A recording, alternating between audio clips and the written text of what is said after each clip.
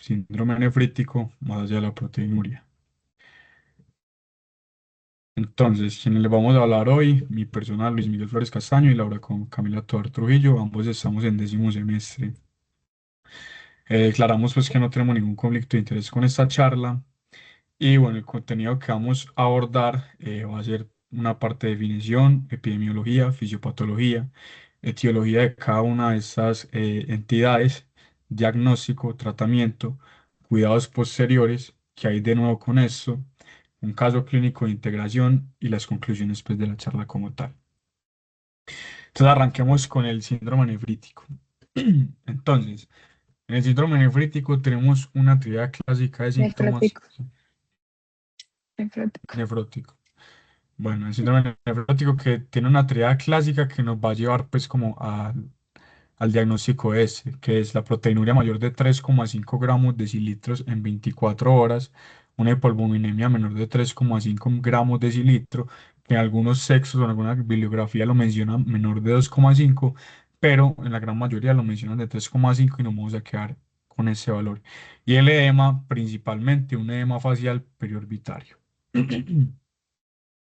Dentro de la fisiopatología del síndrome nefrótico tenemos a los podocitos.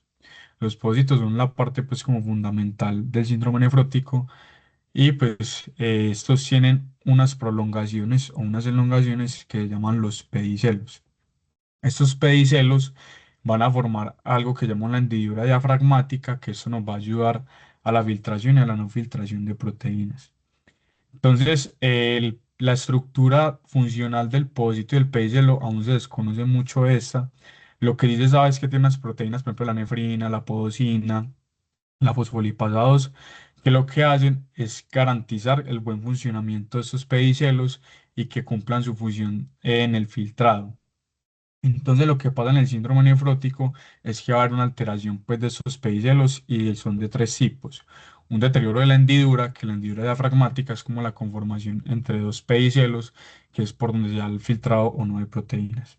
Alteraciones de la carga, si bien sabemos que cumplen una función de filtrado por tamaño, también la carga negativa es muy importante para repeler esas proteínas y que no pasen pues como excreción en orina y alteraciones en la forma, que ya es pues hay ya un proceso en el cual anatómicamente se estén dañando o se estén degradando estos pedicelos y dejen de cumplir su función como tal. Entonces acá tenemos pues como una imagen un poco más ilustrativa, tenemos pues el podocito, los pedicelos que van formando las hendiduras diafragmáticas y como les venía mencionando, la alteración, cualquier alteración en estas proteínas va a desencadenar un mal funcionamiento en el podocito. El podocito, hagamos de cuenta como un efecto dominó. Si una de estas proteínas se altera, todo el funcionamiento del podocito va a estar dañado. Entonces, con un poquito de epidemiología, tenemos que el síndrome nefrótico se da en los adultos en 3 por cada 100.000 personas. Aproximadamente el 80-90% de estos síndromes nefróticos son idiopáticos. La glomerulosclerosis focal segmentaria y la nefropatía membranosa son las dos principales etiologías en adultos primarias que causan síndrome nefrótico. La enfermedad de cambios mínimos es la principal causa de síndrome nefrótico en población pediátrica y entre las afecciones sistémicas más frecuentes que desencadenan esto tenemos a la diabetes mellitus tipo 2 y al lupus eritematoso sistémico. Entonces acá abajo les dejo pues como las tres causas de etiología primaria que causan síndrome nefrótico. Entonces, tenemos causas primarias y causas secundarias. Entonces, en las causas primarias tenemos que la enfermedad de cambios mínimos, principalmente en población pediátrica. Es muy común que un niño haga síndrome nefrótico por enfermedad de cambios mínimos. Por lo general es lo que siempre pues como que se diagnostica en esa población. Y en pacientes ya mayores de edad, en adultos, la nefropatía membranosa, la glomerulosclerosis focal segmentaria y nefropatía purigada. Y de causa secundaria tenemos la amiloidosis, la diabetes mellitus y el lupus eritematoso sistémico. Pero acá les propongo esta tabla es de un artículo del New England, es muy buena. Acá están pues como las diferentes entidades y etiologías que pueden causar el síndrome nefrótico, pero pues no es el objetivo ahondar en cada una de estas, se las dejo pues como acá en la presentación para que la tengan.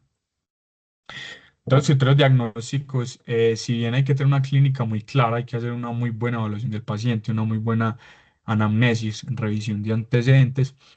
Los tres pilares, pues, como para el diagnóstico, están la proteinuria mayor de 3,5 gramos en 24 horas, hipoalbuminemia sérica menor de 3,5 miligramos de litro, y el edema principalmente facial y principalmente periorbitario. Ya les voy a explicar esto más adelante, el por qué periorbitario. Tenemos otros métodos diagnósticos, en realidad se habla de la proteinuria creatinuria, pero esta se menciona en la bibliografía que tiene un mal rendimiento diagnóstico cuando los valores sobrepasan el 3 gramos de decilitro. Entonces no es algo pues como tan confiable y lo ideal sería pues como cuantificarla con esto para hacer el diagnóstico de síndrome nefrótico.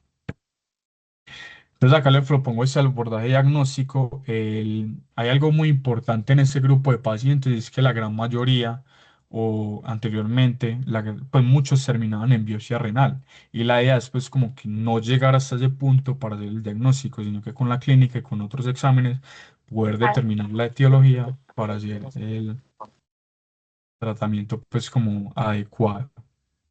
Entonces acá les propongo pues como este algoritmo diagnóstico por steps. Entonces, el step uno es confirmar el síndrome nefrótico. Entonces, listo, tengo mi paciente con la proteína en 24 horas, con la hipoalbuminemia y con el edema. Listo, hago el diagnóstico. En el step 2 ya voy a indagar cuáles son las etiologías más comunes del síndrome nefrótico y miro si mi paciente tiene alguna de esas para hacer pues el tratamiento específico de la etiología que me lo está llevando a tener eso. En el estrés 3 es ya indagar sobre condiciones subyacentes. O sea, listo, mi paciente no tiene como lo más común, miremos qué otra cosa tiene por ahí escondida que me le está dando síndrome nefrótico. Entonces miramos enfermedades autoinmunes, que miramos complemento, etcétera, etcétera, entre otros exámenes para pues diagnosticar.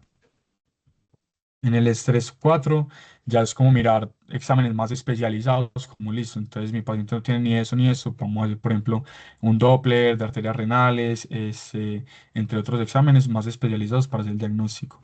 Y ya el step 5 en lo último, se deja la biopsia renal. Cuando nada funciona, cuando yo no puedo hacer el diagnóstico con ninguna de las otros exámenes o imágenes, ahí se hago la biopsia renal. Lo ideal es dejarlo de último, no empezar con esto, sino con el algoritmo, dejarlo de último, porque algo pues, es un procedimiento invasivo y pues que se puede hacer el diagnóstico de una manera más, digámoslo así, menos invasiva. Entonces el principal manejo del síndrome nefrótico es sintomático, ¿cierto? O sea, si bien los pacientes tienen una etiología, una causa pues de ese síndrome nefrótico, lo que nosotros vamos a hacer principalmente es darle el manejo a las complicaciones o a los síntomas. Entonces, entre los síntomas tenemos el edema y la proteinuria. Entonces, vamos a dar tratamiento para el edema por unidad diurético a dosis bajas. Se puede iniciar con furosemida, 40 miligramos 2 veces al día. Y pues con eso nos vamos yendo y se le va doblando la dosis cada 2 a 3 días. La restricción del sodio, de la ingesta de sodio y la restricción de la ingesta de líquidos para evitar pues como el edema y ser muy estrictos con el paciente pues como para darle manejo a eso. Tratamiento antiproteinúrico con los IECAS y los ARAS. Estos disminuyen la hipertensión glomerular, por lo que me disminuyen pues como este filtrado de proteínas y me ayudan pues como a manejar toda la parte de esto. Entonces, como les venía diciendo, lo principal es establecer el diagnóstico etiológico para dar el manejo y pues ya dependiendo de la patología subyacente es que pues vamos a dirigir el tratamiento. Por ejemplo, si es un paciente diabético mal controlado, listo, vamos a darle manejo a la glicemia, si tiene una nefropatía diabética, etcétera, etcétera. A un paciente con un lupus exacerbado, una nefritis lúpica, listo, vamos a inmunosuprimirlo, vamos a manejarle su nefritis lúpica y ya el paciente pues vuelve a su condición basal. Listo. Entonces, lo que me interesa a mí de esta charla es el manejo de las complicaciones, ¿cierto? Tanto el manejo sintomático como el de las complicaciones. Porque el manejo etiológico, pues digamos lo que ya depende de cada cosa y pues la idea no es ahondar en cada una de las causas pues de síndrome nefrótico porque acá nos quedamos pues como hasta muy tarde, ¿cierto? Y el tiempo es corto. Entonces, la hipercoagulabilidad, eso es muy importante. Entonces, ¿por qué se da? Tenemos pacientes con alteraciones con los factores procoagulantes y anticoagulantes del cuerpo. ¿Por qué? Los pacientes no solo pierden albúmina o proteínas pues, estructuralmente grandes, también se pierden proteínas de la coagulación. Entonces, también se ha encontrado en la literatura que los pacientes con nefropatía membranosa específicamente hacen más eventos procoagulantes. Entonces, yo tengo un paciente con nefropatía membranosa, albúmina menor de 2,5 miligramos de decilitro. Ahí tengo yo que pensar en que mi paciente tiene un riesgo mayor de trombosis y ahí pues entro yo como a decir la parte profiláctica o anticoagulante. Entonces, este desbalance pues va a ser principalmente por pérdida de factores anticoagulantes y coagulantes, se pierden por igual, digámoslo así, pero ¿qué pasa? Por ejemplo, la proteína S y la proteína C, que son anticoagulantes naturales del cuerpo, tienen una menor vida media. Entonces, al perderse, digamos que van a favorecer un estado procoagulante dentro del cuerpo. Entonces, en la literatura, en la bibliografía, a lo largo del tiempo, ha habido mucha confrontación y mucha, digámoslo así, no se llega a un consenso. Entonces listo, yo a qué paciente anticoagulo, yo a qué paciente doy terapia profiláctica, yo a qué paciente le hago tal y tal cosa. Entonces yo les propongo ese algoritmo. Este algoritmo me habla de cuándo yo anticoagulo un paciente, en qué condiciones pues lo hago y con qué lo hago. Entonces acá tenemos la anticoagulación se hace con warfarina o heparina o peso molecular, la warfarina con sus mil y una interacciones, pero es lo que hay, ¿cierto? En esos pacientes, los estudios con los DOACs todavía no han salido. O sea, no se tiene todavía estudio que demuestre, listo, vamos a darle directo a estos pacientes. No, todavía no los hay. De hecho, me puse a revisar la literatura y mencionaba que un paciente que se le dio un DOAC, pues se le dio DOAC para tratamiento, pues como para la hipercoagulabilidad, presentó trombosis, entonces como que la eficacia todavía no se ha demostrado, por lo que nos quedamos con esto. Y la heparina bajo peso molecular, pues para las pacientes embarazadas es lo más seguro pues que tenemos hasta el momento. Listo, la hiperlipidemia. Los pacientes con síndrome nefrótico, eh, al hígado, al ver que hay un proceso de pérdida de proteínas, pues va a producir mayor cantidad de proteínas. Pero él no sensa cuál se está perdiendo más, él simplemente empieza a producir, ¿cierto?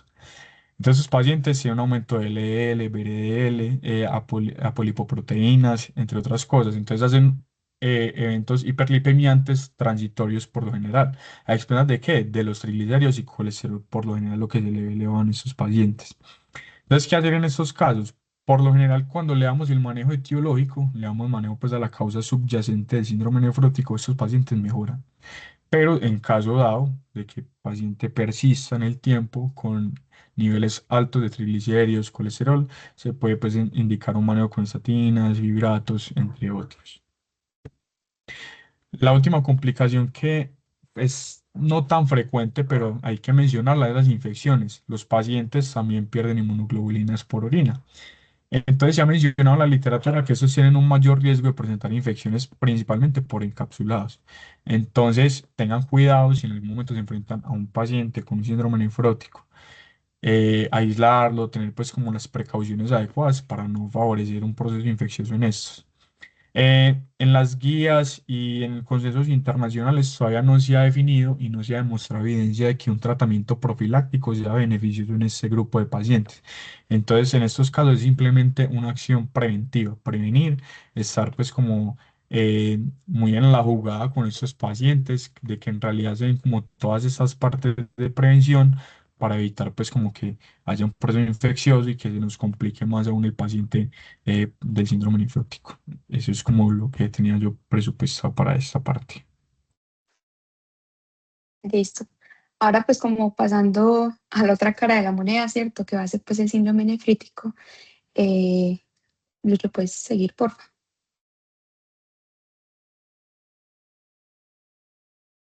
Vamos a tener pues que el síndrome nefrítico, a diferencia del nefrótico, el problema va a estar en la permeabilidad total, pues como el glomérulo. Aquí pues como que el protagonista va a ser la inflamación totalmente aguda de este glomérulo, lo que va a hacer que se lesione, se rompa y posteriormente pues se obstruya. Esto nos va a dar como resultado la triada clásica del síndrome nefrítico, que va a ser la hipertensión arterial, el edema y la hematuria.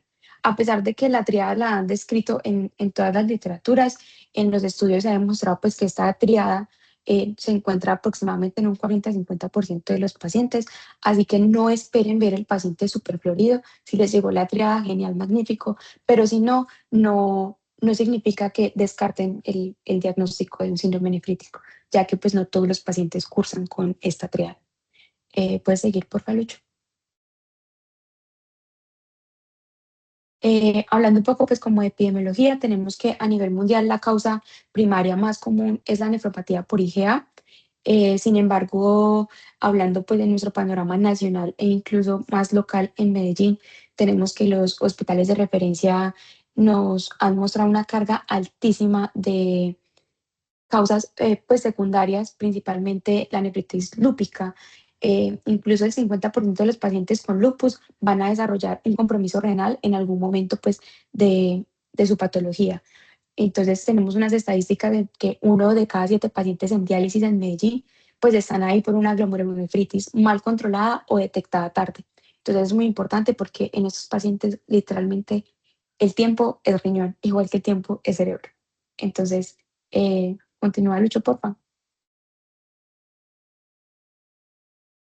Entonces, hablando un poquito de la fisiopatología para entender cómo por qué ocurre esto, tenemos pues que la inflamación va a dañar ese endotelio y el mesangio, ¿cierto? Pues, del glomérulo. Esto va a repercutir en dos cosas grandes. Va a haber una ruptura de la barrera de filtración que va a ser la que ocasione que haya ese paso de los hematíes que va a tener esas características glomerulares y es que cuando el hematí pasa, eh, obviamente como no está diseñado para que pasen, ¿cierto? Ese hematí o ese glóbulo rojo se va a deformar, que nos va a dar como la característica de que sean acantocitos, que son los glóbulos rojos como en forma de estrellita.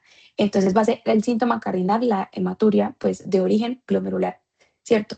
También esa inflamación aguda va a hacer que haya una disminución súbita en la tasa de filtración glomerular porque esa inflamación del glomérulo no va a permitir que se filtre de manera adecuada, lo que va a terminar en una retención hídrica y para donde va el agua va la sal, ¿cierto? Entonces, eso va a repercutir en que haya un mayor volumen plasmático que va a dar como consecuencia la hipertensión arterial y posteriormente también el edema. Pero a diferencia del síndrome nefrótico, que es por una sobrecarga hídrica, no porque haya sobrecarga, sino porque al contrario se pierde la presión oncótica y lo que hay es una extravasación de líquido extracelular. Aquí el líquido sí está rondando porque se está reteniendo, porque el riñón es incapaz de sacar ese líquido porque está sumamente inflamado. Lo que va a dar como resultado la disminución de la tasa de filtración glomerular es que también haya una oliguria.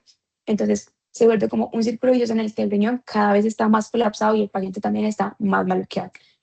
Eh, Continúa Lucho, por favor. Entonces, nuestra principal ayuda diagnóstica, aparte pues como de la clínica, va a ser el uroanálisis. Entonces, el uroanálisis es considerado también por los nefrólogos como la biopsia líquida y ha tomado mucha relevancia porque es un examen que es muy costo efectivo y que es muy rápido y encontramos hasta en los niveles más bajos de complejidad, ¿cierto? Entonces, el parcial de orina básicamente mira tres cosas: el análisis macroscópico, el análisis de la tirilla y el análisis microscópico y de sedimento, perdón. Entonces, digamos que lo que vamos a buscar es, en el análisis microscópico, que hayan acantocitos que sean superiores al 5%. Los cilindros hemáticos van a ser súper importantes porque esto es patornormánico. O sea, si yo tengo un uroanálisis con unos cilindros hemáticos, básicamente sé que el origen de esa hematuria es glomerular, ¿sí? Y finalmente voy a tener también una proteinuria porque esa inflamación del glomérulo me va a llevar a una pérdida, pero no en un rango nefrótico, como mencionaba Lucho anteriormente. Continuemos por. Listo. Entonces, ¿qué vamos a hacer? ¿Cierto? Porque ya tenemos un neuroanálisis que es sugestivo de que tengo una clínica, un paciente con un síndrome nefrótico o con una hematuria de origen glomerular. El siguiente paso sería hacer un mapa del complemento. Entonces, lo que se busca midiendo los niveles de complemento es que eh, ese complemento C3 y C4 no se está perdiendo, sino que se está consumiendo. Entonces, en el paciente con un síndrome nefrítico vamos a tener que el C3 está bajo, ¿cierto? Pero no está bajo porque se esté perdiendo por orina, sino porque ese nivel de inflamación o esa cascada inflamatoria va a hacer que esos inmunocomplejos se consuman en el glomérulo. Entonces, básicamente, esa es como la explicación de por qué pedimos el C3 y el C4 para hacer el diagnóstico diferencial de otras patologías como el lupus, las estreptocóxicas, las crioglobulemias, las vasculitis, ¿sí? Entonces, más adelantico les digo, Lucho, por favor, puedes seguir. Entonces, tenemos aquí como mejor explicadito y es que los niveles de complemento C3 en sangre cuando están severamente bajos los asociamos con una glomerulonefritis. Cuando están bajos, podríamos pensar en un lupus, en una glomerulonefritis y también en enfermedades pues, hepáticas normales o rango posiblemente de seguridad. Y cuando están elevados, por el contrario, nos van a hablar de una inflamación que sea más sistémica y también de un proceso pues como infeccioso. Continúa, Lucho, por favor. Entonces, pues, como para recapitular, si tengo un C3 y un C4 bajo, pienso en un lupus, en una crioglobulemia. Si tengo un C3 bajo con un C4 normal, pienso en una glomerulonefritis podestreptocóxica o una glomerulonefritis hasta ahora pues como normal. Y si tengo un complemento normal, pienso en una glomerulonefritis por IgA o por vasculitis ANCA, que son vasculitis de vasos pequeños. Continuamos, Lucho. Muy bien, entonces llegamos pues como a cómo vamos a abordar el paciente en el que yo estoy sospechando que tiene un síndrome nefrítico, ¿cierto? Lo primero es que vamos a confirmar la hematuria, listo, ya tenemos el parcial de orina, después vamos a medir el complemento, listo, ¿cierto? Entonces, el paciente está hinchado, tiene la presión por las nubes, orina oscura, sospecho, ¿cierto? El urinanálisis me lo está confirmando, listo. Si tengo un paciente que le mido su nivel basal de creatinina, pues me entró, medí la creatinina y tiene una creatinina que está baja, pues no sé, tipo la creatinina está en 1,2 y yo le mido la creatinina al otro día a las 6 horas, 8 horas y la creatinina va para arriba, va para arriba, va para arriba, me preocupo. Me preocupo un montón porque significa que ese paciente me está progresando muy rápido, que es lo que vamos a ver en el siguiente punto. Entonces, el abordaje que proponen las guías Cadigan desde 2024, que son las últimas, es que confirmemos la maturidad en el seguimiento, el complemento, sí o sí es un examen que tenemos que pedir para poder hacer la diferenciación, la serología también para descartar que no sea por una vasculitis y en caso de duda y de tener la disponibilidad, ojalá la biopsia, pues obviamente con el concepto del nefrólogo, igual solamente la van a tener en hospitales de alta complejidad, se sacaría la biopsia. Es muy similar al algoritmo que planteaba Luis Miguel en el inicio, y es que lo que buscan las guías actualmente es tener un diagnóstico sin necesidad de llegar al punto de la biopsia tan rápido, como se planteaba anteriormente, que la biopsia básicamente era como el diagnóstico o el examen de entrada, ¿cierto? Entonces, continuemos.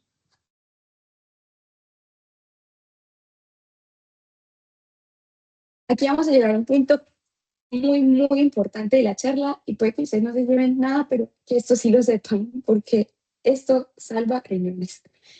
Y no hay nada más triste que ver pacientes que terminen en diálisis solamente porque llegaron con un diagnóstico tardío, porque ni siquiera lo sospecharon, o sí, pues es muy triste, ¿cierto? Entonces digamos que la glomerulonefritis rápidamente progresiva es el código azul de la nefrología, o sea, por aquí que vamos a tener que la tasa de filtración glomerular cae en más de un 50%, que es de paciente que yo les dije que viene con una creatinina basal conocida o que yo se la tomo al inicio y veo que empieza suba,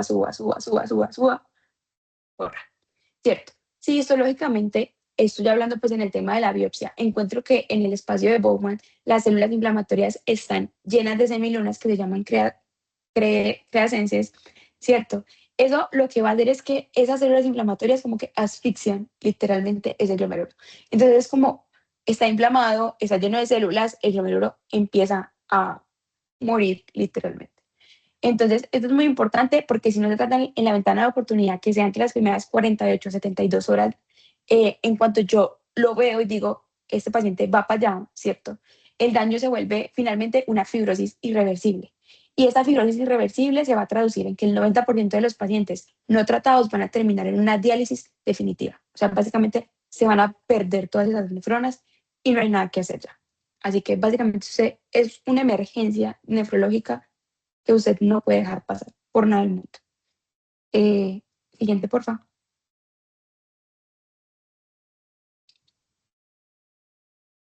Entonces, bueno, lo mismo que les estaba diciendo, ¿cierto? La creatinina se voló, el sedimento es tóxico, la oliguria es súbita porque me habla de que esa tasa de filtración glomerular se está perdiendo, ¿cierto? Y en los síntomas extrarrenales vamos a tener que un paciente que puede tener más síntomas sistémicos que me hagan pensar en más síndromes, em, se me fue la palabra, eh, reumatológicos, ¿cierto? Entonces, tengo un paciente que me está cursando con esta clínica y tengo el compromiso riñón-pulmón, entonces tiene una hemoptisis también, tiene una púrpura, yo podría sospechar a que tenga un síndrome de Good-Pasteur o a que tenga una vasculitis de pequeños vasos, ¿cierto? Entonces, ¿qué hacer? Lo primero, llamar a nefrología y avisar pues que tienes una sospecha. En los pacientes que están en un primer nivel, corra con una remisión porque tiene que sacarlo a un hospital de mayor complejidad, ¿cierto? Hay que pedir de inmediato el panel de inmunología, donde se piden ANCAS, PANCAS, CANCAS, los antimembrana basal glomerular, C3, C4, ANAS y anti-DNA para descartar todas las otras afecciones que me pueden estar afectando ese glomérulo, ¿cierto? Si su sospecha es alta, inicie el tratamiento con metilprednisolona. La literatura recomienda que si mi sospecha es muy alta y yo me encuentro en un nivel de muy baja complejidad, uno siempre peca a favor del paciente, ¿cierto? Entonces, empieza los pulsos de metilprednisolona aún si no ha hecho la biopsia. Si el diagnóstico no termina por ser claro, iníciele a este paciente los pulsos de metilprednisolona porque finalmente va a ser lo que va a impactar en que ese riñón no muera, ¿cierto? Y la biopsia renal obviamente va a ser a criterio de nefrología, pero por eso uno debe de salir corriendo con ese paciente y ya el nefrólogo va a evaluar la posibilidad de ya el tratamiento con una ciclofosfamida o con un rituximab. Siguiente, Lucho.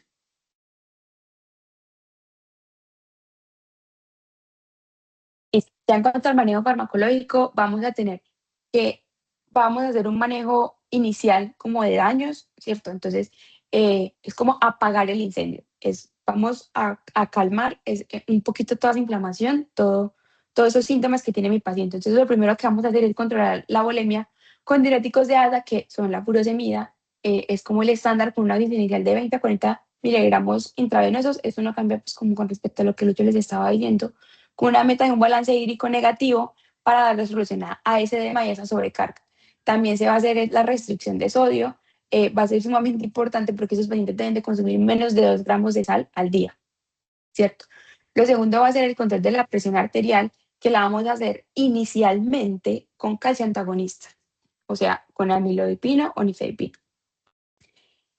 ¿Por qué no con IECAS o ARA, como el síndrome nefrótico? Es porque estos pacientes, como están en una oliguria, pueden llegar a hacer una hipercalemia y me tiro al paciente. Entonces, inicialmente, sí o sí se maneja la presión arterial con calcio antagonistas. Ya los IECAS y los ARA los vamos a ver ahorita, pues como más en el tema de la nefroprotección, que sea posterior a apagar todo el incendio, ¿cierto?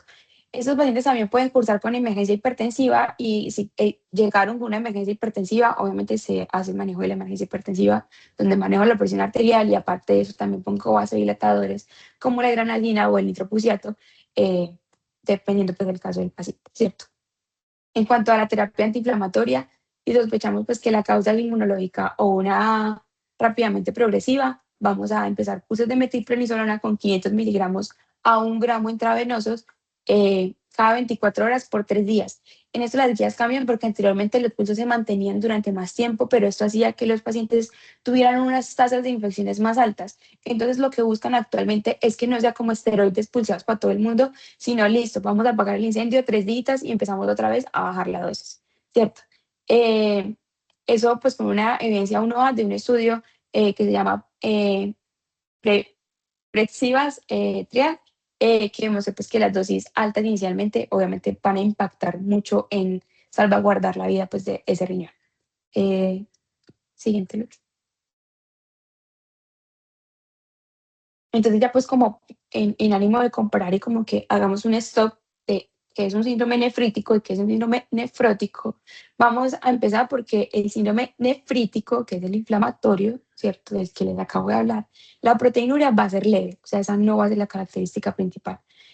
La hematuria macroscópica sí se va a ver, es muy frecuente. La hipertensión arterial va a estar dada porque va a haber una sobrecarga hídrica, ¿cierto?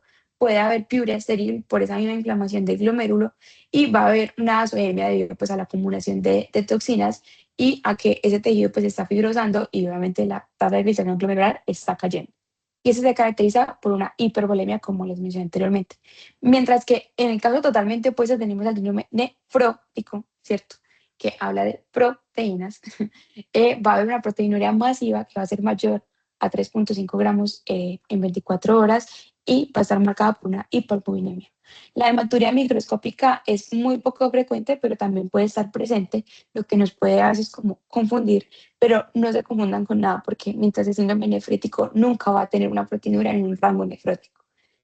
Va a tener un edema blando y el edema blando va a estar dado porque se pierde esa presión oncótica.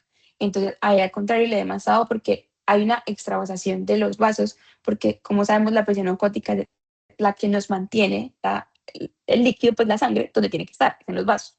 Al perderse esta, pues se va a extravasar hacia el espacio intersticial.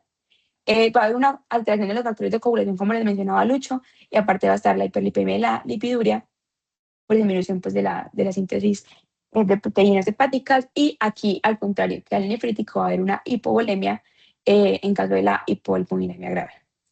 Siguiente, por favor.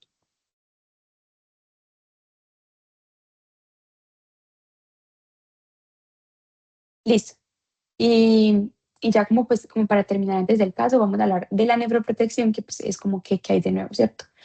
Eh, una vez el paciente sale de la crisis aguda, lo que se busca es que el paciente, ese riñón, tenerlo en un estándar pues de mantenimiento, ¿cierto? Entonces vamos a empezar bloqueando la renina, angiotensina, aldosterona, ahora sí, con IECAS y ARA, para mantener esas metas de presión que son una sistólica menor de 120, ¿cierto?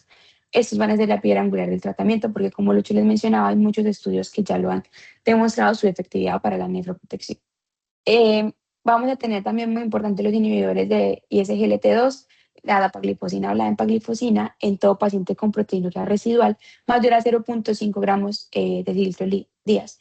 Eso pues, se evidenció pues, en los estudios de DAPA y CKC y mostró que hacer nefroprotección en estos pacientes reduce la progresión a diálisis en un 30 a 40%. Entonces es muy importante que en esos pacientes no solamente como que, listo, ya, como que lo saqué, apagué el incendio, ¿cierto? Sino, listo, venga, ¿qué vamos a hacer para seguir protegiendo ese riñón? ¿Cierto? Muy importante.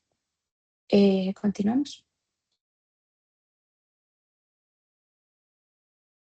Y ya como en las terapias nuevas, ¿cierto? Como ya estos son manejos más avanzados que le corresponden tomar al nefrólogo, pero es importante pues como conocerlos y saber de qué se trata. Es que se va a proponer, dependiendo del caso, una inmunosupresión selectiva. Los dos medicamentos más utilizados y más estudiados han sido el rituximab y la ciclofosfamida. Eh, Ninguno ha mostrado superioridad frente al otro. La diferencia es que la ciclofosfamida es más barata, ¿cierto? Entonces, muchas veces se usa más, pero digamos que en pacientes jóvenes, como les mencionaba anteriormente en la epidemiología, normalmente es muy frecuente en pacientes hombres jóvenes en edad fértil y también es muy frecuente en mujeres. Entonces, digamos que se prefiere el rituximab porque este no tiene alteración en la fertilidad, ¿cierto? No es inferior a la ciclofosfamida, eh, así que digamos que lo único por lo que se prefiere una o la otra hasta el momento es por costo efectividad, porque en los estudios ninguna ha demostrado ser superior que la otra. Siguiente Lucho, yo creo que ya terminé. Sí, y ahora Lucho les va a hacer un casito clínico. Ojalá estén bien participativos. Aquí no tengan miedo de equivocarse, estamos para aprender. Listo. Bueno, entonces la idea pues es que hagamos un caso clínico, pues acá solamente hay una parte porque, o sea, si los pongo entero van a saber qué es, ¿cierto? Entonces la idea es que a medida que vayamos desarrollando el caso clínico vayan preguntando, vayan mirando qué les parece importante y pues vamos a ir pues como mirando cuáles son los aspectos clave y que son en realidad como las perlas para diferenciar uno del otro, hacer el diagnóstico el uno del otro. Entonces, ¿quién quiere participar? Así voluntariamente. Bueno, de mate.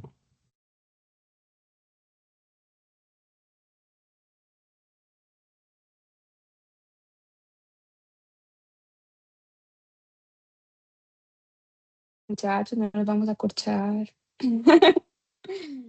Aquí estamos aprendiendo todos.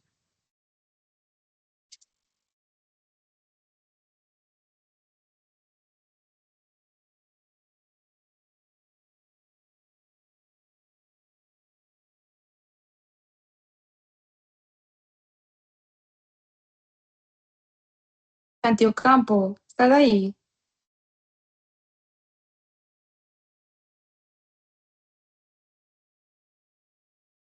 No está Santiago Campo. María Luisa, ¿estás ahí?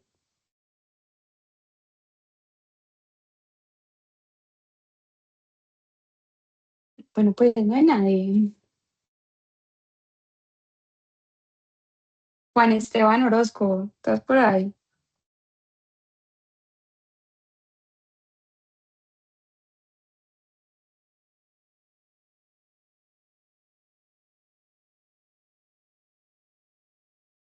Como liguita. Mm, mm. Nos dejaron, se durmieron.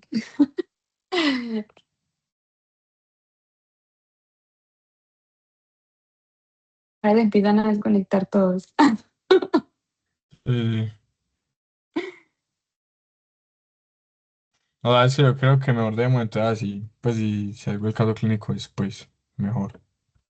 Sí, también. Si quieres lo Sí, mandamos por el grupo y ya sí, pues entonces demos porque las conclusiones. muy poco participativos. Bueno, listo. Entonces, a modo de conclusiones, vemos que es muy importante la correlación clínica, grupo etario y antecedentes del paciente para pues abordar bien y dar el diagnóstico preciso. No todo paciente con síndrome glomerular es sinónimo de dar terapia inmunosupresora. Eso pues como que se ha venido debatiendo también mucho, que de una vez un síndrome nefrítico, nefrótico, indistinguidamente de una le dan inmunosupresión y vemos que no es lo ideal, ¿cierto? Dependiendo del uno del otro se le da, al síndrome nefrótico dependiendo de la etiología se le da. Entonces también tener como eso en la cabeza, que no todo es sinónimo de inmunosupresión. El edema en realidad es por pérdida de la presión oncótica. Si bien es lo que se tiene presente hoy en día, pero ya en muchos artículos se ha descrito que no solamente es por eso, porque si bien se pierden las proteínas de los vasos sanguíneos, también se pierden proteínas a nivel intersticial. Entonces digamos que lo que se dice que hay unas teorías ya pues como más actualizadas como en base a eso, es la teoría del underflow y overflow.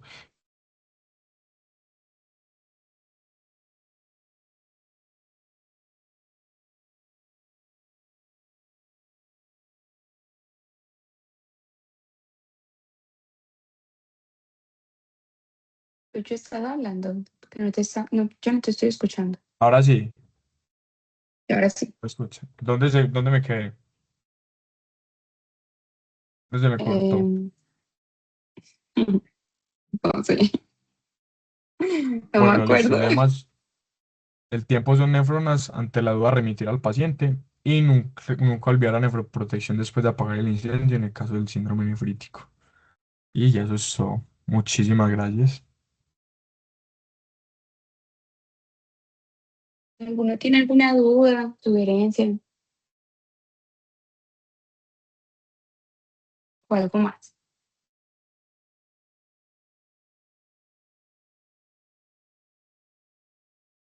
Bueno, muchachos, muchas gracias por conectarse.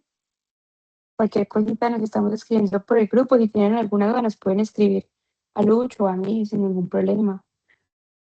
Listo. Muchas gracias. Que tengan bonita noche y felices vacaciones. Muchas gracias. Gracias. Muchas gracias, igualmente. Gracias.